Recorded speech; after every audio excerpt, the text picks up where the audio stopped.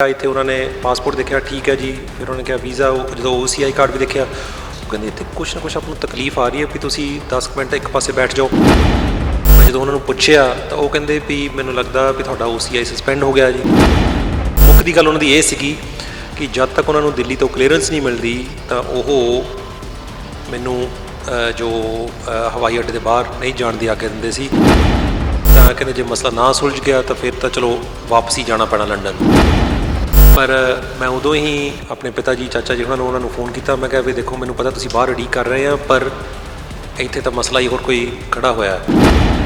ਜਦੋਂ ਮੈਂ ਏਅਰਪੋਰਟ ਤੋਂ ਬਾਹਰ ਆਇਆ ਤਾਂ ਸ਼ਾਮ ਤੱਕ ਬਹੁਤ ਸਾਰੀਆਂ ਖਬਰਾਂ ਛਪ ਗਈਆਂ ਸੀ। ਉਹਨਾਂ 'ਚੋਂ ਕਈ ਇਹੋ ਜਿਹੀਆਂ ਵੀ ਗਲਤ ਖਬਰਾਂ ਸੀ ਕਿ ਦੇਖੋ ਜੀ ਇਸ MP ਕੋਲ, ਇਸ ਜੋ ਉੱਥੇ ਸ਼ੈਡੋ ਟਰਾਂਸਪੋਰਟ ਮੰਤਰੀ ਵੀ ਹੈ, ਇਹਦੇ ਕੋਲ ਪੂਰੇ ਦਸਤਾਵੇਜ਼ ਵੀ ਨਹੀਂ ਸੀ। ਮੈਂ ਸੋਚਿਆ ਵੀ ਇਹਨਾਂ ਨੇ ਤਾਂ ਮੈਨੂੰ ਬੇਵਕੂਫ ਸਾਬਤ ਕਰ ਦੇਣਾ ਵੀ ਇਹ ਬਿਨਾਂ ਮਤਲਬ ਤੋਂ ਵੀ ਜਿਹੜਾ ਅੱਧੀ ਦੁਨੀਆ ਗਾਹ ਮਾਰਿਆ ਉਹਨੂੰ ਇੰਨਾ ਤਾਂ ਪਤਾ ਹੁੰਦਾ ਵੀ ਕਿਤੇ ਵੀ ਜਾਣਾ ਪਾਸਪੋਰਟ, ਵੀਜ਼ਾ ਤਾਂ ਆਪਣੀ ਟਿਕਟ ਨਾਲ ਲੈ ਕੇ ਜਾਣੀ ਹੁੰਦੀ ਆ। ਇਹੋ ਜਿਹੇ ਵੀ ਸ਼ਰਾਰਤੀ ਅਨਸਰ ਸੀ ਜਿਹੜੇ ਕਹਿ ਰਹੇ ਸੀਗੇ ਵੀ ਇਸ ਬੰਦੇ ਦਾ ਵੀਜ਼ਾ ਰੱਦ ਹੋਣਾ ਚਾਹੀਦਾ ਆ। ਇਹੋ ਜਿਹੇ ਵੀ ਸ਼ਰਾਰਤੀ ਅਨਸਰ ਸੀ ਜਿਹੜੇ ਕਹਿ ਰਹੇ ਸੀਗੇ ਵੀ ਇਸ ਬੰਦੇ ਦਾ ਵੀਜ਼ਾ ਰੱਦ ਹੋਣਾ ਚਾਹੀਦਾ ਆ। ਸਿੱਧੂ ਮੂਸੇਵਾਲਾ ਜੀ ਦਾ ਜਿਹੜਾ ਕਤਲ ਹੋਇਆ ਸੀਗਾ, ਉਹਦੇ ਬਾਰੇ ਵੀ ਉੱਥੇ ਜੋ ਗੱਲਾਂ ਬਾਤਾਂ ਉੱਥੇ ਵੀ ਹੋਈਆਂ ਨੇ ਵੀ ਇੱਥੇ ਉਹਨਾਂ ਨੂੰ ਵੀ ਇਨਸਾਫ ਮਿਲੇ। ਸਤਿ ਸ਼੍ਰੀ ਅਕਾਲ, ਗਲੋਬਲ ਪੰਜਾਬ TV ਦੇ ਨਾਲ ਜੁੜੇ ਹੋ ਤੁਸੀਂ ਤੇ ਮੈਂ ਹਾਂ ਚਰਨਜੀਤ ਸਿੰਘ ਚੰਨੀ। ਪੰਜਾਬ ਦੀ ਸਿਆਸਤ ਦੇ ਨਾਲ ਗੱਲ ਕਰਾਂਗੇ ਇੰਗਲੈਂਡ ਦੀ ਸਿਆਸਤ ਦੀ। ਇੰਗਲੈਂਡ ਦੀ ਸਿਆਸਤ ਦੇ ਵੱਡੇ ਦਿਗਜ ਤਨਮਨਜੀਤ ਸਿੰਘ ਢੇਸੀ ਜੋ ਮੈਂਬਰ ਪਾਰਲੀਮੈਂਟ ਨੇ, ਉਹ ਸਾਡੇ ਨਾਲ ਇਸ ਸਮੇਂ ਮੌਜੂਦ ਨੇ। ਉਹਨਾਂ ਤੋਂ ਜਾਣਾਂਗੇ ਕਿਉਂਕਿ ਉਹਨਾਂ ਨੂੰ ਅੰਮ੍ਰਿਤਸਰ ਏਅਰਪੋਰਟ ਤੇ ਰੋਕਿਆ ਗਿਆ, ਉਹ ਕਾਰਨ ਤੇ ਵੀ ਗੱਲ ਕਰਾਂਗੇ ਤੇ ਸਿਆਸਤ ਦੇ ਵੀ ਗੱਲ ਕਰਾਂਗੇ ਕਿ ਇੰਗਲੈਂਡ ਦੀ ਸਿਆਸਤ ਤੇ ਪੰਜਾਬ ਦੀ ਸਿਆਸਤ ਦੇ ਵਿੱਚ ਉਹਨਾਂ ਦਾ ਕੀ ਪ੍ਰਤੱਖ ਦਰਸ਼ ਹੈ, ਕੀ ਉਹ ਦੇਖਣਾ ਚਾਹੁੰਦੇ ਨੇ, ਕੀ ਉਹਨਾਂ ਦਾ ਸੁਪਨਾ ਹੈ, ਉਸ 'ਤੇ ਵੀ ਗੱਲ ਕਰਾਂਗੇ। ਸਭ ਤੋਂ ਪਹਿਲਾਂ ਢੇਸੀ ਸਾਹਿਬ, ਸਭ ਤੋਂ ਗਲੋਬਲ ਪੰਜਾਬ TV ਤੇ ਤੁਹਾਡਾ ਬਹੁਤ-ਬਹੁਤ ਸਵਾਗਤ ਹੈ। ਗਲੋਬਲ ਪੰਜਾਬ TV ਦਾ ਚੈਨਲ ਦਾ ਵੀ ਬਹੁਤ-ਬਹੁਤ ਧੰਨਵਾਦ। ਚਰਨਜੀਤ ਸਿੰਘ ਜੀ, ਤੁਹਾਡਾ ਵੀ ਕਿ ਤੁਸੀਂ ਇਸ ਨਾਚੀਜ਼ ਦੇ ਨਾਲ ਮੁਲਾਕਾਤ ਕਰ ਰਹੇ ਹੋ। ਮੈਨੂੰ ਆਸ ਹੈ ਕਿ ਅੱਜ ਦੀ ਜਿਹੜੀ ਆਪਣੀ ਇਹ ਗੁਫ਼ਤਗੂ ਦਾ ਜੋ ਆਨੰਦ ਤੁਹਾਡੇ ਗਲੋਬਲ ਪੰਜਾਬ ਦੇ ਦਰਸ਼ਕ ਜ਼ਰੂਰ ਮਾਣੋਗੇ ਜੀ। ਢੇਸੀ ਸਾਹਿਬ, ਸਭ ਤੋਂ ਪਹਿਲਾ ਸਵਾਲ ਮੇਰਾ ਇਹ ਹੈ ਕਿ ਟਵਿੱਟਰ ਤੇ ਇੱਕ ਬੂਸਟ ਹੁੰਦੀ ਹੈ, ਖਬਰ ਬੂਸਟ ਹੁੰਦੀ ਹੈ, ਉਹਦੇ ਵਿੱਚ ਸਿੱਧੇ ਤੌਰ ਤੇ ਤਨਮਨਜੀਤ ਸਿੰਘ ਢੇਸੀ ਦਾ ਨਾਂ ਚਰਚਾ ਚੱਲਦਾ ਹੈ ਕਿ ਉਹਨਾਂ ਨੂੰ ਏਅਰਪੋਰਟ ਤੇ ਰੋਕਿਆ ਗਿਆ। ਆਖਰ ਕਾਰਨ ਕੀ ਸੀ? ਕਿਹੜੇ ਕਾਰਨ ਸੀ? ਕਿ ਡਾਕੂਮੈਂਟ ਪੂਰੇ ਨਹੀਂ ਸੀ ਜਾਂ ਕੋਈ ਹੋਰ ਕਾਰਨ ਸੀ ਜਿਨ੍ਹਾਂ ਨੂੰ ਲੈ ਕੇ ਤਨਮਨਜੀਤ ਸਿੰਘ ਢੇਸੀ ਵਿਵਾਦਾਂ 'ਚ ਘਿਰੇ ਆ? ਜੀ ਦੇਖੋ, ਵਿਵਾਦਾਂ 'ਚ ਘਿਰਨ ਦਾ ਜਾਂ ਇੱਥੇ ਖਬਰਾਂ 'ਚ ਆਉਣ ਦਾ ਇਹ ਕੋਈ ਮੇਰਾ ਟੀਚਾ ਨਹੀਂ ਸੀ। ਮੈਂ ਤਾਂ ਉੱਥੋਂ ਵੀ ਜਦੋਂ ਉੱਧਰੋਂ ਲੰਡਨ ਤੋਂ ਆਇਆ ਇਸ ਦਫਾ, ਤਾਂ ਮੈਂ ਸਾਡੇ ਜਿਹੜੇ ਬਹੁਤ ਹੀ ਸਤਿਕਾਰਯੋਗ ਪਿਤਾ ਜੀ ਸਰਦਾਰ ਜਸਪਾਲ ਸਿੰਘ ਜੀ ਢੇਸੀ, ਉਹਨਾਂ ਨੂੰ ਵੀ ਇਹ ਬੇਨਤੀ ਕੀਤੀ। ਸਾਡੇ ਚਾਚਾ ਜੀ ਸਰਦਾਰ ਪਰਮਜੀਤ ਸਿੰਘ ਰਾਏਪੁਰ ਜੋ ਕਿ ਸ਼੍ਰੋਮਣੀ ਗੁਰਦੁਆਰਾ ਪ੍ਰਬੰਧਕ ਕਮੇਟੀ ਦੇ ਮੈਂਬਰ ਵੀ ਨੇ ਇੱਥੇ ਆਦਮਪੁਰ ਤੋਂ, ਮੈਂ ਉਹਨਾਂ ਨੂੰ ਵੀ ਬੇਨਤੀ ਕੀਤੀ ਕਿ ਐਤਕੀ ਆਪਾਂ ਜ਼ਿਆਦਾਤਰ ਨਿੱਜੀ ਜਿਹੜੀ ਫੇਰੀ ਰੱਖਣੀ ਆ, ਕਿਉਂਕਿ ਉੱਥੇ ਵੀ ਜਿਹੜੀ ਰੁਝੇਵਿਆਂ ਭਰਪੂਰ ਜਿਹੜੀ ਜ਼ਿੰਦਗੀ ਦੇ ਵਿੱਚੋਂ ਮਸਰੂਫੀਅਤ 'ਚੋਂ ਸਮਾਂ ਆਪਾਂ ਨੂੰ ਥੋੜ੍ਹਾ ਕੁ ਸਮਾਂ ਮਿਲਿਆ ਕੁਝ ਚੰਦ ਦਿਨਾਂ ਦਾ, ਕਿ ਇੱਥੇ ਆ ਕੇ ਮੈਂ ਆਪਣੇ ਬੱਚਿਆਂ ਨੂੰ ਉੱਥੇ ਪਿੰਡ ਰਾਏਪੁਰ ਲੈ ਕੇ ਜਾਣਾ ਚਾਹੁੰਦਾ ਸੀ। ਉਹਨਾਂ ਨੂੰ ਥੋੜ੍ਹਾ ਉੱਥੇ ਖੂਹ 'ਤੇ ਲੈ ਕੇ ਜਾਓ, ਬੰਬੀ 'ਤੇ ਲੈ ਕੇ ਜਾਓ, ਥੋੜ੍ਹਾ ਖੂਹ ਵੀ ਆਨੰਦ ਮਾਣਨ, ਕੁਛ ਰਿਸ਼ਤੇਦਾਰਾਂ ਨੂੰ ਮਿਲਣ। ਇਹ ਜ਼ਿਆਦਾਤਰ ਸਿਲਸਿਲਾ ਇਹ ਸੀ। ਪਰ ਜਦੋਂ ਮੈਂ ਉੱਥੋਂ ਆਇਆ ਲੰਡਨ ਤੋਂ, ਜਿਹੜੀ ਸਿੱਧੀ ਉਡਾਨ ਸੀਗੀ ਅੰਮ੍ਰਿਤਸਰ ਹਵਾਈ ਅੱਡੇ ਲਈ, ਉੱਥੇ ਲੰਡਨ ਉਹਨਾਂ ਨੇ ਬਕਾਇਦਾ ਪਾਸਪੋਰਟ ਚੈੱਕ ਕੀਤਾ, ਵੀਜ਼ਾ ਚੈੱਕ ਕੀਤਾ ਅਤੇ ਟਿਕਟ ਚੈੱਕ ਕੀਤੀ, ਸਭ ਠੀਕ ਸੀ। ਜਦੋਂ ਮੈਂ ਇੱਥੇ ਵੀ ਆਇਆ, ਇੱਥੇ ਉਹਨਾਂ ਨੇ ਪਾਸਪੋਰਟ ਦੇਖਿਆ, ਠੀਕ ਹੈ ਜੀ। ਫਿਰ ਉਹਨਾਂ ਨੇ ਕਿਹਾ ਵੀਜ਼ਾ, ਜਦੋਂ OCI ਕਾਰਡ ਵੀ ਦੇਖਿਆ, ਉਹ ਕਹਿੰਦੇ ਇੱਥੇ ਕੁਛ ਨਾ ਕੁਛ ਆਪ ਨੂੰ ਤਕਲੀਫ ਆ ਰਹੀ ਹੈ ਵੀ ਤੁਸੀਂ 10 ਮਿੰਟ ਇੱਕ ਪਾਸੇ ਬੈਠ ਜਾਓ। ਉਹ ਕਹਿੰਦੇ ਵੀ ਮੈਂ ਜਦੋਂ ਉਹਨਾਂ ਨੂੰ ਪੁੱਛਿਆ ਤਾਂ ਉਹ ਕਹਿੰਦੇ ਵੀ ਮੈਨੂੰ ਲੱਗਦਾ ਵੀ ਤੁਹਾਡਾ OCI ਸਸਪੈਂਡ ਹੋ ਗਿਆ ਜੀ। ਅਤੇ ਮੈਂ ਕਿਹਾ ਇਹ ਕਿੱਦਾਂ ਹੋ ਸਕਦਾ ਵੀ ਤੁਸੀਂ ਪੱਕਾ ਤੁਹਾਨੂੰ ਇਹ ਆ ਕਰਕੇ ਮੈਂ ਤਾਂ ਇੱਥੇ ਹਰ ਸਾਲ ਆਉਂਦਾ ਹਾਂ, ਬਹੁਤ ਵਾਰੀ ਇੱਥੇ ਆਉਣ ਦਾ ਮੌਕਾ ਮਿਲਿਆ। ਮੈਂ ਤਾਂ ਇੱਥੇ 4-5 ਸਾਲ ਪੜ੍ਹ ਕੇ ਵੀ ਗਿਆ ਹਾਂ, ਸੋ ਇੱਦਾਂ ਦੀ ਕੋਈ ਤਕਲੀਫ ਨਹੀਂ ਹੋਣੀ ਚਾਹੀਦੀ। ਉਹ ਕਹਿੰਦੇ ਤੁਹਾਨੂੰ ਕਿੰਨਾ ਕੁ ਚਿਰ ਤੁਹਾਨੂੰ ਇੱਥੇ ਮੈਂਬਰ ਆਫ ਪਾਰਲੀਮੈਂਟ ਵਜੋਂ ਸੇਵਾ ਕਰਦੇ ਉੱਥੇ UK ਦੇ ਵਿੱਚ ਹੋ ਗਿਆ? ਮੈਂ ਕਿਹਾ 6 ਸਾਲਾਂ ਤੋਂ ਵੱਧ ਹੋ ਗਿਆ ਜੀ ਹੁਣ। ਉਹ ਕਹਿੰਦੇ ਤੁਸੀਂ ਕਿੰਨੇ ਸਮੇਂ ਲਈ ਆਏ ਹੋ, ਕੀ ਹੈਗਾ ਆ? ਤਾਂ ਹੁਣ ਕਹਿੰਦੇ ਪਰ ਅਸੀਂ ਮੁੱਖ ਦੀ ਗੱਲ ਉਹਨਾਂ ਦੀ ਇਹ ਸੀਗੀ ਕਿ ਜਦ ਤੱਕ ਉਹਨਾਂ ਨੂੰ ਦਿੱਲੀ ਤੋਂ ਕਲੀਅਰੈਂਸ ਨਹੀਂ ਮਿਲਦੀ ਤਾਂ ਉਹ ਮੈਨੂੰ ਜੋ ਹਵਾਈ ਅੱਡੇ ਦੇ ਬਾਹਰ ਨਹੀਂ ਜਾਣ ਦੀ ਆਗਿਆ ਦਿੰਦੇ ਸੀ। ਤਾਂ ਕਹਿੰਦੇ ਜੇ ਮਸਲਾ ਨਾ ਸੁਲਝ ਗਿਆ ਤਾਂ ਫਿਰ ਤਾਂ ਚਲੋ ਵਾਪਸ ਹੀ ਜਾਣਾ ਪੈਣਾ ਲੰਡਨ ਨੂੰ। ਪਰ ਮੈਂ ਉਦੋਂ ਹੀ ਆਪਣੇ ਪਿਤਾ ਜੀ, ਚਾਚਾ ਜੀ ਉਹਨਾਂ ਨੂੰ ਫੋਨ ਕੀਤਾ। ਮੈਂ ਕਿਹਾ ਵੀ ਦੇਖੋ, ਮੈਨੂੰ ਪਤਾ ਤੁਸੀਂ ਬਾਹਰ ਉਡੀਕ ਕਰ ਰਹੇ ਆ, ਪਰ ਇੱਥੇ ਤਾਂ ਮਸਲਾ ਹੀ ਹੋਰ ਕੋਈ ਖੜਾ ਹੋਇਆ। ਸੋ 2.5 ਘੰਟਿਆਂ ਦੇ ਬਾਅਦ ਫਿਰ ਮੈਂ ਉਹਨਾਂ ਨੂੰ ਵੀ ਜਦੋਂ ਫੋਨ ਕੀਤਾ, ਹੁਣ ਉਹਨਾਂ ਨੇ ਹੋਰ ਵੀ ਸ਼ੁਭਚਿੰਤਕਾਂ ਨੂੰ ਉਧਰ ਬਾਹਰ ਫੋਨ ਕੀਤੇ ਹੋਣੇ ਆ। ਮੈਂ ਉਹਨਾਂ ਸਾਰਿਆਂ ਦਾ ਵੀ ਧੰਨਵਾਦੀ ਹਾਂ, ਰਿਣੀ ਆ, ਕਿਉਂਕਿ ਮੈਨੂੰ ਲੱਗਦਾ ਉਹਨਾਂ ਨੇ ਸਾਰਿਆਂ ਦੀ ਤਰਫਦਾਰੀ ਕਰਕੇ ਹੀ ਜੋ 2.5 ਘੰਟੇ ਦੇ ਅੰਦਰ ਮਸਲਾ ਸੁਲਝ ਗਿਆ ਸੀ। ਅਤੇ ਫਿਰ ਉਹਨਾਂ ਨੇ ਬਕਾਇਦਾ ਮੈਨੂੰ ਕਿਹਾ ਵੀ ਸਭ ਜਿਹੜਾ ਮਸਲਾ ਹੁਣ ਕੋਈ ਮਸਲਾ ਹੈ ਨਹੀਂਗਾ ਇੱਦਾਂ ਦਾ, ਅਤੇ ਤੁਸੀਂ ਆਓ ਤੁਹਾਨੂੰ ਹਵਾਈ ਅੱਡੇ ਤੋਂ ਬਾਹਰ ਹੁਣ ਛੱਡਦੇ ਹਾਂ। ਢੇਸੀ ਸਾਹਿਬ, ਨੈਕਸਟ ਸਵਾਲ ਮੇਰਾ ਇਹ ਵੀ ਹੈ ਕਿ ਇੱਕ ਜਦੋਂ ਕਿਸਾਨ ਅੰਦੋਲਨ ਚੱਲਿਆ ਉਦੋਂ ਵੀ ਤਨਮਨਜੀਤ ਸਿੰਘ ਢੇਸੀ ਸੁਰਖੀਆਂ ਦੇ ਵਿੱਚ ਰਹੇ, ਉਦੋਂ ਵੀ ਤਨਮਨਜੀਤ ਢੇਸੀ ਨੇ ਕਿਸਾਨ ਅੰਦੋਲਨ ਦੀ ਸਪੋਰਟ ਵੀ ਕੀਤੀ ਹੈ ਅਤੇ ਸਿੱਧੇ ਤੌਰ 'ਤੇ ਇਹ ਗੱਲ ਵੀ ਕਹੀ ਗਈ ਸੀ ਕਿ ਜੇ ਅੰਨਦਾਤਾ ਹੈ ਤਾਂ ਹੀ ਅਸੀਂ ਹੈ, ਅਤੇ ਕਿਤੇ ਨਾ ਕਿਤੇ ਉਹ ਗੱਲਾਂ ਜਾਂ ਉਹ ਵਕਵੇ ਉਹ ਕਿਤੇ ਨਾ ਕਿਤੇ ਦੁਬਾਰਾ ਚਰਚਾ ਦੇ ਵਿੱਚ ਤਾਂ ਨਹੀਂ ਆ ਰਹੇ, ਜਾਂ ਕੋਈ ਹੋਰ ਨਿੱਜੀ ਕਾਰਨ ਹੈ? ਕਿਉਂਕਿ ਇੱਕ ਸਵਾਲ ਇਸ ਦੇ ਨਾਲ ਹੀ ਮੈਂ ਇਹ ਵੀ ਕਰ ਦੇਣਾ ਚਾਹੁੰਦਾ ਹੈ ਕਿ ਰਿਸ਼ੀ ਸੁਨਕ ਇਸ ਸਮੇਂ ਪ੍ਰਧਾਨ ਮੰਤਰੀ ਨੇ ਇੰਗਲੈਂਡ ਦੇ, ਅਤੇ ਉਹ ਵੀ ਭਾਰਤੀ ਮੂਲ ਦੇ ਨੇ, ਅਤੇ ਉਹਨਾਂ ਦੇ ਵੱਲੋਂ ਕਿਹਾ ਗਿਆ ਕਿ ਭਾਰਤ ਦੇ ਸੰਬੰਧ ਅੱਛੇ ਹੋਣਗੇ, ਕਿਉਂਕਿ ਇੱਕ ਪ੍ਰਤੱਖ ਸੋਚ ਹੁੰਦੀ ਹੈ, ਜਦੋਂ ਸੋਚ ਨੂੰ ਸੋਚ ਜੁੜਦੀ ਹੈ ਤਾਂ ਕਿਤੇ ਨਾ ਕਿਤੇ ਇੱਕ ਕੋਹੀਨੂਰ ਬਣਦਾ ਹੈ। ਤਾਂ ਕਿਤੇ ਨਾ ਕਿਤੇ ਉਹ ਵਿਵਾਦ ਅਤੇ ਉਹ ਸਵਾਲ ਅਤੇ ਉਹ ਚਰਚਾ ਉਹਨਾਂ ਦੇ ਵਿੱਚ ਕਿਤੇ ਨਾ ਕਿਤੇ ਵਕਫਾ ਲੱਗਦਾ ਹੈ। ਜੀ ਦੇਖੋ, ਜਿੱਥੇ ਤੱਕ ਚਾਹੇ ਉਹ ਪ੍ਰਧਾਨ ਮੰਤਰੀ ਦੀ ਗੱਲ ਹੈ, ਚਾਹੇ ਸਾਡੇ ਵਰਗਿਆਂ ਦੀ ਗੱਲ ਆ, ਇਹ ਤਾਂ ਸਾਡੇ ਸਾਰਿਆਂ ਦੀ ਇਹ ਖੁਆਇਸ਼ ਹੁੰਦੀ ਆ ਕਿ ਰਿਸ਼ਤੇ ਮਜ਼ਬੂਤ ਹੋਣ, ਦੋਹਾਂ ਦੇਸ਼ਾਂ ਦੇ ਵਿਚਕਾਰ ਤਰੱਕੀ ਹੋਵੇ, ਖੁਸ਼ਹਾਲੀ ਹੋਵੇ, ਪਿਆਰ ਮੇਲ ਮਿਲਾਪ ਹੋਵੇ। ਅਤੇ ਜਿੱਥੇ ਤੱਕ ਤੁਸੀਂ ਕਿਸਾਨ ਮੋਰਚੇ ਦੀ ਗੱਲ ਆਖੀ ਆ, ਮੈਂ ਤਾਂ ਉਦੋਂ ਹੀ ਜਦੋਂ ਆਪਣਾ ਬਿਆਨ ਵੀ ਦਿੱਤਾ ਸੀਗਾ ਉਸ ਰਾਤ ਨੂੰ, ਜੋ ਮੈਂ ਇਹੀ ਕਿਹਾ ਸੀ ਵੀ ਮੈਨੂੰ ਲੱਗਦਾ ਵੀ ਮੈਨੂੰ ਉਹ ਕੀਮਤ ਅਦਾ ਕਰਨੀ ਪਈ ਹੈ ਜਿਹੜੇ ਮਨੁੱਖੀ ਅਧਿਕਾਰਾਂ ਦੇ ਬਾਰੇ ਗੱਲ ਜਿਹੜੀ ਮੈਂ ਆਖੀ ਸੀ, ਚਾਹੇ ਉਹ ਕਿਸਾਨ ਮੋਰਚੇ ਦੇ ਦੌਰਾਨ। ਕਿਉਂਕਿ ਮੈਂ ਜਦੋਂ ਦੇਖਿਆ ਕਿ ਜਦੋਂ ਮੈਂ ਏਅਰਪੋਰਟ ਤੋਂ ਬਾਹਰ ਆਇਆ ਤਾਂ ਸ਼ਾਮ ਤੱਕ ਬਹੁਤ ਸਾਰੀਆਂ ਖਬਰਾਂ ਛਪ ਗਈਆਂ ਸੀ, ਉਹਨਾਂ 'ਚੋਂ ਕਈ ਇਹੋ ਜਿਹੀਆਂ ਵੀ ਗਲਤ ਖਬਰਾਂ ਸੀ ਕਿ ਦੇਖੋ ਜੀ ਇਸ MP ਕੋਲ, ਇਸ ਜੋ ਉੱਥੇ ਸ਼ੈਡੋ ਟਰਾਂਸਪੋਰਟ ਮੰਤਰੀ ਵੀ ਹੈ, ਇਹਦੇ ਕੋਲ ਪੂਰੇ ਦਸਤਾਵੇਜ਼ ਵੀ ਨਹੀਂ ਸੀ। ਮੈਂ ਸੋਚਿਆ ਵੀ ਇਹਨਾਂ ਨੇ ਤਾਂ ਮੈਨੂੰ ਬੇਵਕੂਫ ਸਾਬਤ ਕਰ ਦੇਣਾ ਵੀ ਇਹ ਬਿਨਾਂ ਮਤਲਬ ਤੋਂ ਵੀ ਜਿਹੜਾ ਅੱਧੀ ਦੁਨੀਆ ਗਾਹ ਮਾਰਿਆ ਉਹਨੂੰ ਇੰਨਾ ਤਾਂ ਪਤਾ ਹੁੰਦਾ ਵੀ ਕਿਤੇ ਵੀ ਜਾਣਾ ਪਾਸਪੋਰਟ ਵੀਜ਼ਾ ਤਾਂ ਆਪਣੀ ਟਿਕਟ ਨਾਲ ਲੈ ਕੇ ਜਾਣੀ ਹੁੰਦੀ ਆ। ਸੋ ਉਹ ਤਦੀ ਮੈਂ ਆਪਣਾ ਜਿਹੜਾ ਬਿਆਨ ਦਰਜ ਕੀਤਾ ਸੀਗਾ ਉਸ ਰਾਤ ਨੂੰ, ਜਦੋਂ ਮੈਂ 7-8 ਵਜੇ ਬਿਆਨ ਦਰਜ ਕੀਤਾ ਉੱਥੇ ਆਪਣੇ ਟੈਨ ਢੇਸੀ ਜਿਹੜਾ @10ਢੇਸੀ ਫੇਸਬੁੱਕ, ਟਵਿੱਟਰ, ਇੰਸਟਾਗ੍ਰਾਮ ਪ੍ਰੋਫਾਈਲਾਂ 'ਤੇ, ਤਾਂ ਕਿ ਲੋਕਾਂ ਨੂੰ ਪਤਾ ਲੱਗੇ ਵੀ ਸੱਚਾਈ ਕੀ ਆ। ਮੈਂ ਇਹੀ ਆਖਿਆ ਸੀਗਾ ਉਦੋਂ ਕਿ ਪਿਛਲੇ ਸਾਲ ਜਿਹੜਾ ਪੰਜਾਬੀਆਂ ਦਾ ਉਚੇਚੇ ਤੌਰ 'ਤੇ ਜਿਹੜੇ ਇੰਡੀਅਨ ਫਾਰਮਰਸ ਯੂਨੀਅਨ, ਜਿਹੜੇ ਕਿਸਾਨ ਜਥੇਬੰਦੀਆਂ ਆ, ਜਿਹੜੇ ਹੋਰ ਸਮਾਜ ਸੇਵੀ ਸੰਸਥਾਵਾਂ ਆ, ਇੱਥੇ ਪੰਜਾਬੀਆਂ ਦੇ ਉਚੇਚੇ ਤੌਰ 'ਤੇ ਮੈਂ ਤਾਂ ਇਹਨਾਂ ਦਾ ਦੇਣਾ ਨਹੀਂ ਦੇ ਸਕਦਾ ਵੀ ਜਿੰਨਾ ਪਿਆਰ ਇਹਨਾਂ ਨੇ ਬਖਸ਼ਿਆ, ਜਿੰਨਾ ਸਨਮਾਨ ਜੋ ਸਤਿਕਾਰ ਬਖਸ਼ਿਆ, ਧੰਨਵਾਦੀ ਹਾਂ, ਮੈਂ ਰਿਣੀ ਹਾਂ। ਪਰ ਇਸ ਦਫਾ ਮੈਨੂੰ ਇਸ ਚੀਜ਼ ਦਾ ਸਾਹਮਣਾ ਕਰਨਾ ਪਿਆ ਵੀ ਜਦੋਂ 2.5 ਘੰਟੇ ਮੈਂ ਉੱਥੇ ਬੈਠਿਆ ਸੀ ਵੀ ਕਿਸੇ ਨਾ ਕਿਸੇ ਜਿਹੜੇ ਸ਼ਰਾਰਤੀ ਅਨਸਰਾਂ ਨੇ ਜੋ ਮੇਰਾ ਵੀਜ਼ਾ ਜੋ ਰੱਦ ਕਰਾਉਣ ਦੀ ਜੋ ਸਿਫਾਰਿਸ਼ ਕੀਤੀ ਹੋਣੀ ਆ। ਅਤੇ ਮੈਨੂੰ ਇਸ ਗੱਲ ਦਾ ਵੀ ਇਲਮ ਹੈ ਕਿ ਜਦੋਂ ਪਿਛਲੇ ਸਾਲ ਮੈਨੂੰ ਬਹੁਤ ਸਾਰੇ ਲੋਕ ਪਿਆਰ ਵੀ ਬਖਸ਼ ਰਹੇ ਸੀ, ਉਦੋਂ ਕੁਛ ਜਿਹੜੇ ਇਹੋ ਜਿਹੇ ਵੀ ਸ਼ਰਾਰਤੀ ਅਨਸਰ ਸੀ ਜਿਹੜੇ ਕਹਿ ਰਹੇ ਸੀਗੇ ਵੀ ਇਸ ਬੰਦੇ ਦਾ ਵੀਜ਼ਾ ਰੱਦ ਹੋਣਾ ਚਾਹੀਦਾ ਆ। ਉਹ ਵਿਅਕਤੀਆਂ ਦੇ ਬਾਰੇ ਵੀ ਮੈਂ ਪ੍ਰਸ਼ਾਸਨ ਨੂੰ ਇਹ ਗੱਲ ਆਖੀ ਸੀ ਕਿ ਦੇਖੋ, ਤੁਸੀਂ ਕੋਈ ਵੀ ਕਾਰਗੁਜ਼ਾਰੀ ਕਰਨ ਤੋਂ ਪਹਿਲਾਂ, ਕੋਈ ਐਕਸ਼ਨ ਲੈਣ ਤੋਂ ਪਹਿਲਾਂ ਇਸ ਗੱਲ ਦੀ ਪੁਸ਼ਟੀ ਜ਼ਰੂਰ ਕਰੋ ਵੀ ਇਹ ਵਿਅਕਤੀ ਸ਼ਾਂਤਮਈ ਢੰਗ ਦੇ ਨਾਲ ਬਤੀਤ ਕਰ ਰਿਹਾ ਆਪਣੀ ਜ਼ਿੰਦਗੀ। ਉਹ ਇੱਥੇ ਉਚੇਚੇ ਤੌਰ 'ਤੇ ਜੇ ਹੁਣ ਮੇਰੇ ਵਰਗੇ ਆ ਜਿਹੜੇ ਮੈਂਬਰ ਆਫ ਪਾਰਲੀਮੈਂਟ ਨੇ ਜਾਂ ਕੋਈ ਹੋਰ ਅਧਿਕਾਰੀ ਨੇ, ਉਹਨਾਂ ਦੇ ਬਾਰੇ ਪੂਰੀ ਜਾਣਕਾਰੀ ਪਹਿਲਾਂ ਹਾਸਲ ਕਰਕੇ ਫਿਰ ਹੀ ਕੋਈ ਕਾਰਗੁਜ਼ਾਰੀ ਕਰਨੀ ਚਾਹੀਦੀ, ਕਿਉਂਕਿ ਇਹਦੇ ਨਾਲ ਨਮੋਸ਼ੀ ਜਾਂ ਇਹਦਾ ਅਕਸ ਸਿਰਫ ਮੇਰਾ ਨਹੀਂ ਖਰਾਬ ਹੁੰਦਾ, ਉਹਦੇ ਨਾਲ ਮੈਂ ਸਮਝਦਾ ਵੀ ਦੇਸ਼ ਦਾ ਵੀ ਹੁੰਦਾ, ਕਿਉਂਕਿ ਇਹੋ ਜਿਹੇ ਜਿਹੜੇ ਸ਼ਰਾਰਤੀ ਅਨਸਰ ਹੁੰਦੇ ਇਹ ਐਂਟੀ ਨੈਸ਼ਨਲ ਹੁੰਦੇ ਨੇ ਵੀ ਇਹ ਦੇਸ਼ ਦੇ ਹਿੱਤਾਂ ਦੇ, ਦੇਸ਼ ਦੇ ਅਕਸ ਦੇ ਖਿਲਾਫ ਇਹਨਾਂ ਦੇ ਜਿਹੜੇ ਉਹ ਸ਼ਿਕਾਇਤਾਂ ਹੁੰਦੀਆਂ ਆ, ਉਹ ਦੇਸ਼ ਦੇ ਅਕਸ ਨੂੰ ਢਾਹ ਲਾਉਂਦੀਆਂ।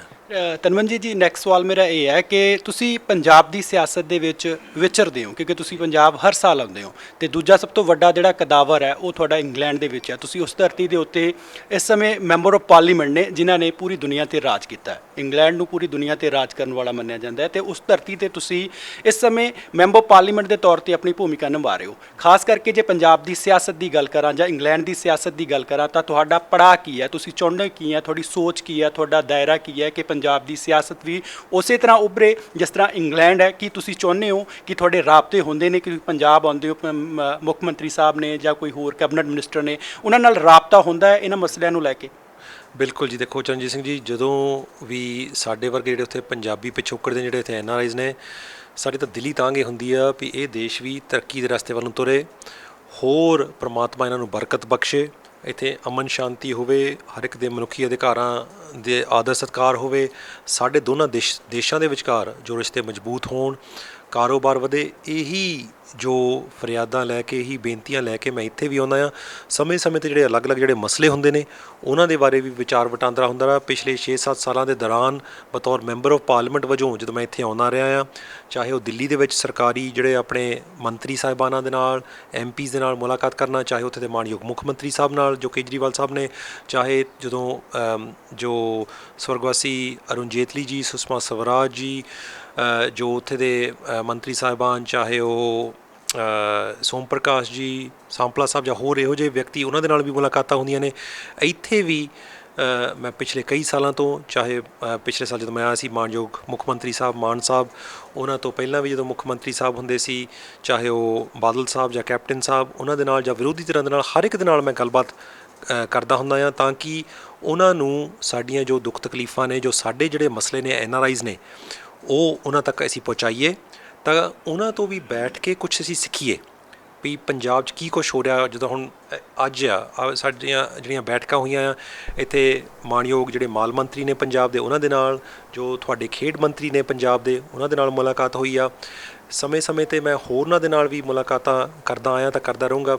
ਮੇਰੀ ਇੱਥੇ ਹੁਣ ਚੰਡੀਗੜ੍ਹ ਫੇਰੀ ਦੇ ਦੌਰਾਨ ਜੋ ਸਰਦਾਰ ਤਰਲੋਚਨ ਸਿੰਘ ਜੀ, ਸਾਬਕਾ ਰਾਜ ਸਭਾ ਮੈਂਬਰ, ਸਾਬਕਾ ਨੈਸ਼ਨਲ ਮਾਈਨੋਰਟੀਜ਼ ਕਮਿਸ਼ਨ ਦੇ ਚੇਅਰਮੈਨ, ਉਹਨਾਂ ਦੇ ਨਾਲ ਵੀ ਮੁਲਾਕਾਤ ਹੋਈ, ਉਹਨਾਂ ਦੇ ਨਾਲ ਵੀ ਵਿਚਾਰ ਵਟਾਂਦਰਾ ਹੋਇਆ। ਢੀਂਡਸਾ ਸਾਹਿਬ ਜੋ ਕਿ ਇੱਕ ਬਹੁਤ ਹੀ ਜਿਹੜੇ ਤਜਰਬੇਕਾਰ ਜੋ ਇੱਥੇ ਆਗੂ ਨੇ, ਉਹਨਾਂ ਦੇ ਨਾਲ ਵੀ ਮੁਲਾਕਾਤ ਹੋਈ। ਸੋ ਮੇਰਾ ਕਹਿਣ ਦਾ ਮਤਲਬ ਇਹ ਹੈ ਕਿ ਅਲੱਗ-ਅਲੱਗ ਪਾਰਟੀਜ਼ ਦੇ ਨਾਲ ਜਿਹੜੇ ਸੰਬੰਧਿਤ ਜੋ ਵਿਅਕਤੀ ਨੇ, ਢੀਂਡਸਾ ਸਾਹਿਬ ਜਾਂ ਪਰਮਿੰਦਰ ਸਿੰਘ ਢੀਂਡਸਾ ਹੋਣੀ, ਜਾਂ ਇੱਥੇ ਵੀ ਹੁਣ ਜੋ ਧਾਲੀਵਾਲ ਸਾਹਿਬ ਜਿਹੜੇ ਤੁਹਾਡੇ NRIs ਮਾਮਲੇ ਦੇ ਬਾਰੇ ਮੰਤਰੀ, ਉਹਨਾਂ ਦੇ ਨਾਲ ਵੀ ਰਾਬਤਾ ਹੁੰਦਾ ਰਹਿੰਦਾ ਆ ਕਿ ਆਹ ਸਾਡੇ ਮਸਲੇ ਨੇ, ਚਾਹੇ ਉਹ ਜ਼ਮੀਨੀ ਝਗੜਿਆਂ ਦੇ ਬਾਰੇ, ਚਾਹੇ ਉਹ ਜ਼ਮੀਨੀ ਜਿਹੜੇ ਕਬਜ਼ੇ ਨੇ, ਸਿੱਧੀਆਂ ਉਡਾਨਾਂ ਦੇ ਬਾਰੇ ਤੁਸੀਂ ਜ਼ੋਰ ਦੇਵੋ। ਪੰਜਾਬੀ ਉਚੇਚੇ ਤੌਰ 'ਤੇ ਮੈਂ ਤੁਹਾਨੂੰ ਇਹ ਬੇਨਤੀ ਕਰਦਾ ਹਾਂ ਕਿ ਏਅਰਪੋਰਟ ਜਿਹੜਾ ਹਵਾਈ ਅੱਡੇ 'ਤੇ ਸਿੱਧੀਆਂ ਉਡਾਨਾਂ ਤਾਂ ਵੱਧ ਤੋਂ ਵੱਧ ਉਡਾਨਾਂ ਹੋਣ ਦੀ ਅਹਿਮੀਅਤ ਨੂੰ ਤੁਸੀਂ ਪਹਿਚਾਨੋ, ਕਿਉਂਕਿ ਉਹ ਕਾਇਆ ਪਲਟ ਸਕਦਾ। ਇਹੋ ਜਿਹੀ ਜਿਹੜੀ ਚੀਜ਼ ਹੁੰਦੀ ਹੈ, ਜਿਹੜਾ ਏਅਰਪੋਰਟ, ਜਿਹੜਾ ਹਵਾਈ ਅੱਡਾ ਹੁੰਦਾ, ਜਿਸ 'ਤੇ ਦਰਜਨਾਂ ਸਿੱਧੀਆਂ ਉਡਾਨਾਂ ਦੁਨੀਆ ਭਰ ਦੇ ਸ਼ਹਿਰਾਂ 'ਚ, ਉਚੇਚੇ ਤੌਰ 'ਤੇ ਜਿੱਥੇ ਪੰਜਾਬੀਆਂ ਦੀ ਵਸੋਂ ਜ਼ਿਆਦਾ ਆ, ਉਹਦੇ ਲਈ ਤੁਸੀਂ ਜ਼ਰੂਰ ਇਹ ਮੰਗ ਕਰੋ। ਜਿਹੜੇ ਇੰਡੀਅਨ ਏਅਰਲਾਈਨਸ ਨੇ, ਚਾਹੇ ਉਹ ਏਅਰ ਇੰਡੀਆ, ਵਿਸਤਾਰਾ, ਇੰਡੀਗੋ, ਇਹਨਾਂ ਤੋਂ ਤੁਸੀਂ ਮੰਗ ਉਠਾਓ ਅਤੇ ਸੈਂਟਰ ਸਰਕਾਰ ਨੂੰ ਵੀ ਲਿਖਿਆ ਜਾਵੇ ਇਹਦੇ ਬਾਰੇ। ਅਤੇ ਇਹ ਜਦੋਂ ਹੋਊਗੀਆਂ, ਇਹਦੇ ਨਾਲ ਵਪਾਰ ਵੀ ਵਧੂਗਾ, ਇੰਪੋਰਟ ਐਕਸਪੋਰਟ ਵੀ ਵਧੂਗਾ, ਚਾਹੇ ਉਹ ਕਿਸਾਨਾਂ ਦੇ ਲਈ, ਚਾਹੇ ਉਹ ਜਿਹੜੇ ਇੰਡਸਟਰੀਅਲਿਸਟ ਨੇ, ਚਾਹੇ ਜਿਹੜੇ ਫੈਕਟਰੀ ਵਾਲੇ ਨੇ, ਉਹਨਾਂ ਦਾ ਉਤਪਾਦਨ ਇੱਥੋਂ ਬਾਹਰ ਵੀ ਜਾਣ ਦਾ ਸਾਧਨ ਬਣੂਗਾ, ਤਾਂ ਉਹ ਬਾਹਰਲੀਆਂ ਚੀਜ਼ਾਂ ਇੱਧਰ ਆਉਣ ਦਾ ਵੀ ਸਾਧਨ ਬਣਦਾ ਆ। ਇਸ ਦੇ ਨਾਲ ਸੈਰ ਸਪਾਟੇ ਦੇ ਵਿੱਚ, ਟੂਰਿਜ਼ਮ ਦੇ ਵਿੱਚ ਇਜ਼ਾਫਾ ਹੁੰਦਾ ਆ, ਤਾਂ ਹੋਰ ਜਿਹੜੇ ਆਪਣੇ ਰਿਸ਼ਤੇ ਵੀ ਆ, ਉਹਨਾਂ ਦੇ ਵਿੱਚ ਵੀ ਡੂੰਘਾਈ ਪੈਦਾ ਹੁੰਦੀ, ਕਿਉਂਕਿ ਜਿਹੜੇ NRIs ਬਾਹਰ ਵੀ ਰਹਿੰਦੇ ਨੇ, ਉਹਨਾਂ ਨੂੰ ਜਦੋਂ ਸਹੂਲਤ ਹੁੰਦੀ ਹੈ ਸਿੱਧੀ ਉਡਾਨ ਦੀ, ਇੱਥੇ ਜਿਹੜੇ ਅੰਮ੍ਰਿਤਸਰ ਜਾਂ ਚੰਡੀਗੜ੍ਹ ਆਉਣ ਦਾ, ਉਹਦਾ ਫਾਇਦਾ ਬਹੁਤ ਜ਼ਿਆਦਾ ਉਹਨਾਂ ਨੂੰ ਵੀ ਹੋਊਗਾ, ਤਾਂ ਇੱਥੇ ਪੰਜਾਬ ਦੇ ਵਾਸਤੇ ਜਿਹੜੇ ਲੋਕ ਨੇ, ਰੁਜ਼ਗਾਰ ਇੱਥੇ ਵੀ ਵਧੂਗਾ। ਸੋ ਇਹੋ ਜਿਹੇ ਜਿਹੜੇ ਮਸਲੇ ਸਮੇਂ-ਸਮੇਂ 'ਤੇ ਮੈਂ ਉਠਾਉਂਦਾ ਰਹਿੰਦਾ ਹਾਂ, ਤਾਂ ਅਗਾਂਹ ਤੋਂ ਵੀ ਉਠਾਉਂਦਾ ਰਹੂੰਗਾ। ਇੱਥੇ ਜਿਹੜੇ ਅਲੱਗ-ਅਲੱਗ, ਚਾਹੇ ਉਹ ਜੋ ਪੰਜਾਬੀਆਂ ਦੇ ਮਸਲੇ ਸਮਝ ਲਓ ਕਿ ਜਿਵੇਂ ਸਿੱਧੂ ਮੂਸੇਵਾਲਾ ਜੀ ਦਾ ਜਿਹੜਾ ਕਤਲ ਹੋਇਆ ਸੀਗਾ, ਉਹਦੇ ਬਾਰੇ ਵੀ ਉੱਥੇ ਜੋ ਗੱਲਾਂ ਬਾਤਾਂ ਉੱਥੇ ਵੀ ਹੋਈਆਂ ਨੇ ਵੀ ਇੱਥੇ ਉਹਨਾਂ ਨੂੰ ਵੀ ਇਨਸਾਫ ਮਿਲੇ। ਇੱਦਾਂ ਹੀ ਜਿਹੜੇ ਜੋ ਨੰਗਲੰਬੀਆਂ ਵਾਲੇ ਜਿਹੜੇ ਆਪਣੇ ਖਿਡਾਰੀ ਸੀ, ਕਬੱਡੀ ਖਿਡਾਰੀ, ਜਦੋਂ ਉਹਨਾਂ ਦੀ ਵੀ ਹੱਤਿਆ ਹੋਈ, ਸਾਨੂੰ ਸਾਰਿਆਂ ਨੂੰ ਬਹੁਤ ਦੁੱਖ ਅਫਸੋਸ ਹੋਇਆ ਇਸ ਗੱਲ 'ਤੇ ਵੀ, ਉਹਨਾਂ ਨੂੰ ਵੀ ਇਨਸਾਫ ਮਿਲੇ। ਜਾਂ ਜਿਹੜੇ ਉੱਥੋਂ ਵੀ ਜਿਹੜੇ ਬਰਤਾਨਵੀ ਕਈ ਇੱਥੇ ਜੋ ਜੇਲ੍ਹਾਂ ਦੇ ਵਿੱਚ ਨਜ਼ਰਬੰਦ ਨੇ, ਜਾਂ ਉਹਨਾਂ ਨੂੰ ਵੀ ਇਨਸਾਫ ਮਿਲਣਾ। ਇਹ ਸਮੇਂ-ਸਮੇਂ 'ਤੇ ਜਿਹੜੀ ਕਾਲੀ ਸੂਚੀ ਬਾਰੇ ਗੱਲਬਾਤ ਕਰਨੀ ਵੀ ਜਿਹੜੇ ਆਪਣੀਆਂ ਸਜ਼ਾਵਾਂ ਭੁਗਤ ਚੁੱਕੇ ਨੇ, ਉਹ ਇਹ ਬਹੁਤ ਸਾਰੇ ਜਿਹੜੇ ਅਨੇਕਾਂ ਜਿਹੜੇ ਮਸਲੇ ਹੁੰਦੇ ਨੇ, ਉਹ ਅਸੀਂ ਜਦੋਂ ਬੈਠ ਕੇ ਹੀ ਕਿਸੇ ਦੇ ਨਾਲ ਗੱਲਾਂ ਬਾਤਾਂ ਕਰਦੇ ਹਾਂ, ਤਦੀ ਉਹ ਅਸੀਂ ਬੇਨਤੀਆਂ ਉਹਨਾਂ ਤੱਕ ਪਹੁੰਚਾਉਂਦੇ ਹਾਂ ਕਿ ਇਹਨਾਂ ਦੇ ਬਾਰੇ ਜ਼ਰੂਰ ਕਾਰਵਾਈ ਹੋਣੀ ਚਾਹੀਦੀ ਆ। ਢੇਸੀ ਸਾਹਿਬ, ਮੇਰਾ ਲਾਸਟ ਸਵਾਲ ਹੈ ਅਤੇ ਨਾਲ ਹੀ ਮੈਂ ਸੁਨੇਹਾ ਵੀ ਲੈਣਾ ਚਾਹੁੰਦਾ ਤੁਹਾਡੇ ਤੋਂ ਕਿ ਢੇਸੀ ਸਾਹਿਬ ਦਾ ਦਿਲ ਪੰਜਾਬ ਹੈ ਜਾਂ ਇੰਗਲੈਂਡ ਦੇ ਵਿੱਚ ਵਸਿਆ ਇੱਕ ਪੰਜਾਬ ਹੈ? ਕਿਉਂਕਿ ਇੰਗਲੈਂਡ ਦੇ ਵਿੱਚ ਵੀ ਬਹੁਤ ਜ਼ਿਆਦਾ ਕਮਿਊਨਿਟੀ, ਸਿੱਖ ਕਮਿਊਨਿਟੀ ਅੱਜ ਇੱਕ ਰਾਜ ਕਰ ਰਹੀ ਹੈ, ਜਿਨ੍ਹਾਂ ਦੇ ਵਿੱਚੋਂ ਤੁਹਾਡਾ ਨਾਂ ਇੱਕ ਮੁੱਢਲੀ ਸੁਰਖੀਆਂ ਦੇ ਵਿੱਚ ਆਉਂਦਾ ਹੈ। ਅਤੇ ਨਾਲ ਹੀ ਤੁਹਾਡਾ ਸੁਨੇਹਾ ਵੀ ਕੀ ਹੈ, ਖਾਸ ਕਰਕੇ ਸਿੱਖ ਕਮਿਊਨਿਟੀ ਨੂੰ, ਜਾਂ ਭਾਰਤੀ ਭਾਈਚਾਰੇ ਨੂੰ, ਜਾਂ ਇੰਗਲੈਂਡ ਦਾ ਇੱਕ ਭਾਈਚਾਰਾ ਹੈ ਅਤੇ ਭਾਰਤ ਦਾ ਇੱਕ ਭਾਈਚਾਰਾ ਹੈ, ਇਹ ਸਭ ਨੂੰ ਲੈ ਕੇ ਤੁਹਾਡਾ ਸੁਨੇਹਾ ਵੀ ਕੀ ਹੈ ਅਤੇ ਤੁਹਾਡਾ ਦਿਲ ਵੀ ਕੀ ਹੈ? ਸੁਨੇਹਾ ਤਾਂ ਦੇਖੋ, ਗਲੋਬਲ ਪੰਜਾਬ ਦੇ ਦਰਸ਼ਕ ਜਿਹੜੇ ਨੇ, ਮੈਂ ਉਹਨਾਂ ਨੂੰ ਇਹੀ ਬੇਨਤੀ ਕਰੂੰਗਾ ਕਿ ਮੇਰਾ ਜਨਮ ਭਾਵੇਂ UK ਦਾ ਆ, ਮੇਰੇ ਲਈ ਉਹ ਦੇਸ਼ ਵੀ ਬਹੁਤ ਅਹਿਮੀਅਤ ਰੱਖਦਾ ਆ, ਤਾਂ ਮੈਂ ਉਹਦੀ ਵੀ ਤਰੱਕੀ ਹਮੇਸ਼ਾ ਲੋਚਦਾ ਰਹਿੰਦਾ। ਪਰ ਇਸ ਦੇ ਨਾਲ ਨਾਲ ਮੈਂ 4-5 ਸਾਲ ਇੱਥੇ ਜਿਹੜੇ ਮਾਤਾ ਪਿਤਾ, ਕਿਉਂਕਿ ਉਹ ਪੰਜਾਬੀ ਪਿਛੋਕੜ ਦੇ ਨੇ, ਇੱਥੋਂ ਹੀ ਉਹ ਇੰਡੀਆ ਤੋਂ ਜਾ ਕੇ ਉੱਥੇ UK ਦੇ ਵਿੱਚ ਵਸੇ ਆ, ਤਾਂ ਮੈਨੂੰ ਉਹਨਾਂ ਨੇ 4-5 ਸਾਲ ਇੱਥੇ ਪੜ੍ਹਨ ਨੂੰ ਵੀ ਭੇਜਿਆ ਸੀ। ਮੈਂ ਵੀ ਆਪਣੇ ਬੱਚਿਆਂ ਨੂੰ ਉਸ ਪਰਿਵਾਰਿਕ ਪਰੰਪਰਾ ਨੂੰ ਅਗਾਂਹ ਕਰਦੇ ਹੋਏ 2-3 ਸਾਲ ਉਹਨਾਂ ਨੂੰ ਵੀ ਇੱਥੇ ਪੜ੍ਹਨ ਭੇਜਿਆ ਸੀ। ਬੱਚਿਆਂ ਨੂੰ ਪੰਜਾਬ ਦੇ ਨਾਲ, ਪੰਜਾਬੀ ਦੇ ਨਾਲ, ਪੰਜਾਬੀਅਤ ਦੇ ਨਾਲ ਜੋੜਨਾ ਸਾਡੇ ਵਰਗਿਆਂ ਦਾ ਵੀ ਫਰਜ਼ ਆ। ਮੈਂ ਤੁਹਾਨੂੰ ਵੀ, ਜਿਹੜੇ ਤੁਹਾਡੇ ਦਰਸ਼ਕ ਨੇ ਦੁਨੀਆ ਭਰ ਦੇ ਵਿੱਚ ਪੰਜਾਬੀ ਆ, ਉਹਨਾਂ ਨੂੰ ਮੈਂ ਇਹੀ ਬੇਨਤੀ ਕਰੂੰਗਾ ਕਿ ਆਪਣੀ ਕਦੀ ਪੰਜਾਬੀ ਮਾਂ ਬੋਲੀ ਨੂੰ, ਪੰਜਾਬੀ ਵਿਰਾਸਤ ਨੂੰ, ਪੰਜਾਬੀ ਸੱਭਿਆਚਾਰ ਨੂੰ ਕਦੀ ਭੁੱਲਿਓ ਨਾ। ਬਹੁਤ ਅਮੀਰ ਵਿਰਸਾ ਆ ਤੁਹਾਡਾ। ਇਹਦੀ ਬੁਨਿਆਦ ਜਿਹੜੀ ਆ ਉਹ ਖੂਨ ਦੇ ਨਾਲ ਰੱਖ ਹੋਈ ਆ। ਇਹ ਬਹੁਤ ਹੀ ਆਪਾਂ ਖੁਸ਼ਕਿਸਮਤ ਆ ਕਿ ਇਸ ਜੋ ਅਮੀਰ ਜ਼ੁਬਾਨ ਜਿਹੜੀ ਇਹ ਆਪਣੀ ਹੈਗੀ ਆ, ਇਹਦੇ ਵਿੱਚ ਬਹੁਤ ਹੀ ਹਾਲੇ ਦੇ ਜਿਹੜੇ ਲਿਖਾਰੀ ਕਵੀ ਹੋਏ ਨੇ, ਬਾਬਾ ਵਾਰਿਸ ਸ਼ਾਹ ਜੀ, ਬੁੱਲੇ ਸ਼ਾਹ ਜੀ, ਸ਼ਿਵ ਕੁਮਾਰ ਬਟਾਲਵੀ ਜੀ, ਭਾਈ ਕਾਹਨ ਸਿੰਘ ਨਾਭਾ ਜੀ, ਬਹੁਤ ਸਾਰੇ, ਭਾਈ ਵੀਰ ਸਿੰਘ ਜੀ ਹੁਣੇ, ਇਹਨਾਂ ਨੇ ਜਿਹੜੇ ਅਨਮੋਲ ਰਤਨ ਆਪਾਂ ਨੂੰ ਬਖਸ਼ੇ ਨੇ। ਸੋ ਉਹ ਵੀ ਆਪਾਂ ਨੂੰ ਕਦੀ ਭੁੱਲਣੇ ਨਹੀਂ ਚਾਹੀਦੇ। ਜਿਸ ਦੇਸ਼ ਦੇ ਵਿੱਚ ਤੁਸੀਂ ਰਹਿੰਦੇ ਆ, ਗਲੋਬਲ ਪੰਜਾਬ ਚੈਨਲ ਆ, ਹੁਣ ਗਲੋਬ ਭਰ ਦੇ ਵਿੱਚ ਜਾਊਗੀ ਜਿਹੜੀ ਤੁਹਾਡੀ ਆਵਾਜ਼ ਆ, ਉਹ ਉੱਥੇ ਦੇ ਤੁਸੀਂ ਉਸ ਦੇਸ਼ ਦੀ ਤਰੱਕੀ ਲਈ ਵੀ ਲੋਚੋ, ਪਰ ਉਸ ਦੇ ਨਾਲ ਨਾਲ ਆਪਣਾ ਪਿਛੋਕੜ ਨਾ ਕਿਤੇ ਭੁੱਲ ਜਾਇਓ। ਉਹਨੂੰ ਵੀ ਤੁਸੀਂ ਸੰਭਾਲ ਕੇ ਰੱਖੋ, ਅਗਲੀਆਂ ਪੀੜ੍ਹੀਆਂ ਤੱਕ ਉਹਨਾਂ ਨੂੰ ਵੀ ਜੋੜ ਕੇ ਰੱਖੋ, ਆਪਣੇ ਬੱਚਿਆਂ ਨੂੰ ਵੀ। ਇੱਥੇ ਆਉਣਾ ਜਾਣਾ ਆਪਣਾ ਇੱਦਾਂ ਹੀ ਸਿਲਸਿਲਾ ਰਵੇ। ਪੰਜਾਬੀ ਜਿਹੜੇ ਇੱਥੇ ਪੰਜਾਬ ਦੇ ਵਿੱਚ ਰਹਿ ਰਹੇ ਨੇ, ਉਹਨਾਂ ਦੇ ਨਾਲ ਵੀ ਸਾਡਾ ਜਿਹੜਾ ਪਿਆਰ ਹੋਰ ਗੂੜਾ ਹੁੰਦਾ ਰਵੇ। ਜਿਹੜੇ NRIs ਦੇ ਮਸਲੇ ਨੇ, ਮੈਂ ਉਹ ਇਹਨਾਂ ਤੱਕ ਇੱਥੇ ਉਠਾਏ ਹੀ ਹੈਗੇ ਆ, ਤਾਂ ਕਿ ਜਿਹੜੇ ਬਾਹਰ ਵਾਸਤੇ ਜਿਹੜੇ ਪੰਜਾਬੀ ਨੇ, ਜਿਹੜੇ NRIs ਨੇ, ਉਹਨਾਂ ਨੂੰ ਵੀ ਇਨਸਾਫ ਮਿਲਣਾ ਚਾਹੀਦਾ, ਉਹਨਾਂ ਦੀ ਵੀ ਸੁਣਵਾਈ ਹੋਣੀ ਚਾਹੀਦੀ ਹੈ। ਇਹਦੇ ਬਾਰੇ ਮੈਂ ਗੱਲ ਇੱਥੇ ਜ਼ਿਕਰ ਕੀਤੀ ਹੈ। ਤਾਂ ਮੈਂ ਇਹੀ ਜਿਹੜੇ ਇੱਥੇ ਪੰਜਾਬ ਵਾਸਤੇ ਜਿਹੜੇ ਪੰਜਾਬੀ ਨੇ, ਉਚੇਚੇ ਤੌਰ 'ਤੇ ਜਿਹੜੇ, ਚਾਹੇ ਉਹ ਪੁਲਿਸ ਕਰਮਚਾਰੀ ਨੇ, ਚਾਹੇ ਉਹ ਪ੍ਰਸ਼ਾਸਨ ਦੇ ਹੋਰ ਨੇ, ਚਾਹੇ ਸਰਕਾਰ ਦੇ ਵਿੱਚ ਨੇ, ਵੀ ਤੁਸੀਂ ਵੀ ਬਰਾਬਰਤਾ ਦੇ ਨਾਲ ਜੋ ਇਨਸਾਫ ਜ਼ਰੂਰ ਮੁਹੱਈਆ ਕਰਾਓ, ਤਾਂ ਕਿ NRIs ਨੂੰ ਵੀ ਆਪਣਤ ਮਹਿਸੂਸ ਹੋਵੇ ਇੱਥੇ ਪੰਜਾਬ ਦੇ ਵਿੱਚ, ਇੱਥੇ ਇੰਡੀਆ ਦੇ ਵਿੱਚ ਆ ਕੇ। ਉਹਨਾਂ ਨੂੰ ਵੀ ਲੱਗੇ ਵੀ ਸਾਡਾ ਵੀ ਇੱਥੇ ਸਥਾਨ ਹੈਗਾ ਆ। ਤਦੀ ਉਹ ਇੱਥੇ ਹੋਰ ਪੂੰਜੀ ਨਿਵੇਸ਼ ਕਰੂਗੇ, ਤਦੀ ਉਹ ਇੱਥੇ ਹੋਰ ਆਉਣੀ ਜਾਣੀ ਆਪਣੀ ਇੱਦਾਂ ਹੀ ਬਣਾਈ ਰੱਖੂਗੇ। ਇਹਦੇ ਨਾਲ ਪੰਜਾਬ ਦੇ ਵਿੱਚ ਪੰਜਾਬੀਆਂ ਦਾ ਵੀ ਫਾਇਦਾ ਆ, ਕਿਉਂਕਿ ਉਹਨਾਂ ਦੀ ਵੀ ਆਰਥਿਕ ਤੌਰ 'ਤੇ ਤਰੱਕੀ ਹੋਊਗੀ, ਅਤੇ ਜੋ ਬਾਹਰ ਵਾਸਤੇ ਨੇ ਉਹਨਾਂ ਦੀ ਵੀ ਤਰੱਕੀ ਇਹਦੇ ਨਾਲ ਹੋਊਗੀ। ਅਤੇ ਆਪਣੇ ਪਰਮਾਤਮਾ ਕਰੇ ਦਿਨ ਰਾਤ ਜਿਹੜੀ ਤੁਹਾਡੀ ਵੀ ਤਰੱਕੀ ਹੋਰ ਹੋਵੇ, ਤਾਂ ਬਰਕਤਾਂ ਪਰਮਾਤਮਾ ਸਾਰਿਆਂ ਨੂੰ ਬਖਸ਼ੇ। ਢੇਸੀ ਸਾਹਿਬ, ਸਾਡੇ ਨਾਲ ਗੱਲ ਕਰਨ ਦੇ ਲਈ ਬਹੁਤ ਬਹੁਤ ਧੰਨਵਾਦ। ਬਹੁਤ ਮਿਹਰਬਾਨੀ ਜੀ। ਸੋ ਤਨਮਨਜੀਤ ਸਿੰਘ ਢੇਸੀ ਦੁਨੀਆ ਦੀ ਸਿਆਸਤ ਦਾ ਵੱਡਾ ਚਿਹਰਾ ਨੇ।